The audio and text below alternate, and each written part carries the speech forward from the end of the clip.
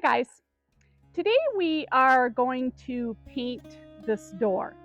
It's a new door we installed on our back deck last week, and it's primed and ready to go, but it does need to be painted. I also have some other prep work I have to do before we actually paint the door, which includes sealing and priming the edges that we had to cut in order to get the door to fit properly in the opening. So we are going to start with that. Now, let me show you the tools and paints we will be using today. For priming the edges, I'm using just a basic paint and primer in one. It has no color in it. It's just white to match the door primer. And then we will be painting it over it with the actual door color. So this is just to seal the edges. I am also using a good brush. Now this is a nice angled brush and it has very soft bristles. This is a synthetic brush, it's not natural, but this is my preferred brush for detail work like this. For the paint, I am using this Rust-Oleum product. It is an acrylic latex. It's made for outdoors. And this is the same paint we have on our sunroof trims, so it'll match nicely with that. And it's the same color that the previous door was that we removed. So it'll be in keeping with the theme of the house. Now, as you can see, I've already taken painter's tape and taped off the panes of glass. I've also taped the door handle and the hinges on the inside of the door. So I am ready to go. And our first step is treating those edges. Let me show you what we're dealing with. So this is the front edge of the door, and you can see that we had to take this all the way down to the bare wood in order to make it fit into the opening. It's important to treat this edge before you paint it so that you prevent any moisture from wicking into this wood and causing it to swell, and then you get that binding issue that you get with some doors, right? When it starts to get humid out and the door's absorbing that moisture. So we are going to treat this edge and then the bottom edge as well. So speaking of that, let's get right to it. Okay, I did switch to a slightly smaller brush just so I had an easier time getting into my container of sample paint here. But it's still a soft nylon brush. So we are going to just paint this on and be, fairly liberal. You want coverage here. You don't want to just glop it on, but you do want to have good, even coverage.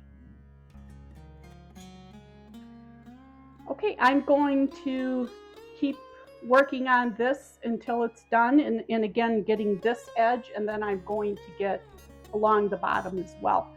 That's going to be a little bit trickier just because I have more limited space, but we will manage. So I'll see you back here in a few minutes. We are now ready to paint the door itself. For the time being, I'm just going to worry about this space until the edges have time to dry here from the primer I just put on. So we will start at the top and work our way down.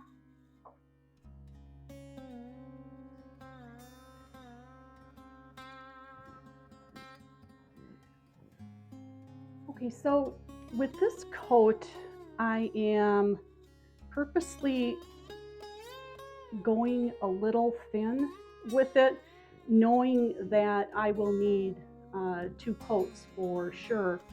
My goal is to just get it evenly covered and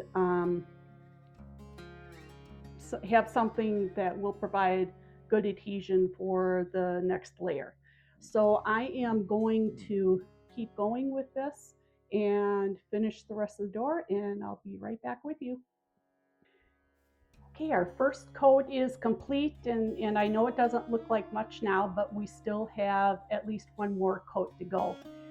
I'm going to let this dry for a good couple of hours before I attempt another recoat, just to make sure everything's dry and I will have good adhesion for that second coat. So I'll see you back here in a couple of hours. Okay, it is about 2 hours later and the door is dry to the touch, and that means it is ready for the second coat. I will also be putting a first coat on this edge, which is one of the edges that I had to prime. So we'll be including that in our painting this time. So with that, let's get to that second coat.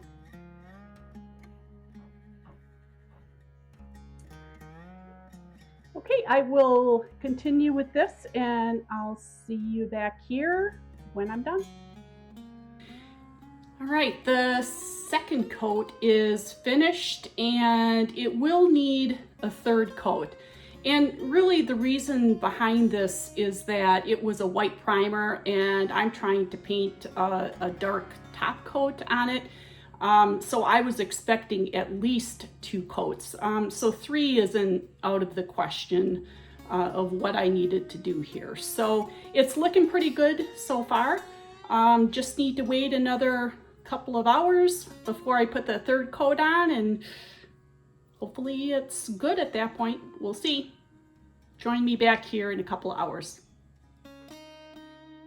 Okay, we are back for what I anticipate will be our final coat, but we will hold out that final judgment until this coat is finished and dry, and then determine if we need another coat. But with that, let's get this finished. Okay, I am going to just continue this, and I'll see you back here shortly. Okay, the third coat is complete, and it's hard to tell at this point if the fourth coat will be needed, but regardless, I'm going to let it dry thoroughly and make a judgment call at that time. So we'll see you then. And that completes our project for today. Now, I did have to go in for a fourth coat. I had the paint and my brush was still wet because I had wrapped it up. So just to be extra safe, I did put that fourth coat on. And you can see the results here. They look great. Very happy with the final results.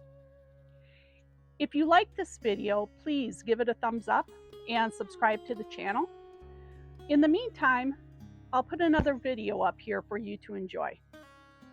Thank you so much for joining me today, and I'll see you on our next adventure.